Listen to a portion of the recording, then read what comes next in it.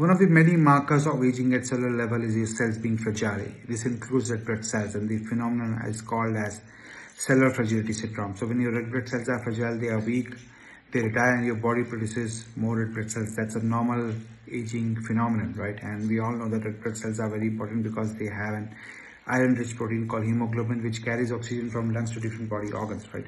And when we have low hemoglobin, right, it leads to anemia, right? Unfortunately, 50% of the Indian population have anemia. It means that, even younger population are aging at an accelerated pace, right? And the reason is your cell membrane is fragile, right? And why it is fragile? Because you are consuming too much of fragile fatty acids, which are polyunsaturated fats, right? So essentially your cell membrane needs a lot of fats and lipid to maintain structure and fluidity, right? And one of the most essential fatty acid which cell membrane requires is pentadecanoic acid C15, which is an odd chain saturated fatty acid, right?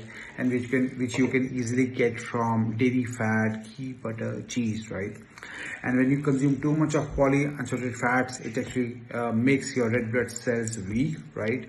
And your macrophages from your from your liver actually engulf these red blood cells, and the corpses left behind is iron, right? And this iron actually over a period of time gets deposited on the liver, and this leads to liver dysfunction, right? And the story does not stop here, because this iron actually enters the bloodstream, enter various cells and tissues, including red blood cells. And when this iron enters red blood cells, they react with these fragile fatty acids to produce ROS, right, which causes oxidative stress, right, which makes your red blood cells dysfunctional, right?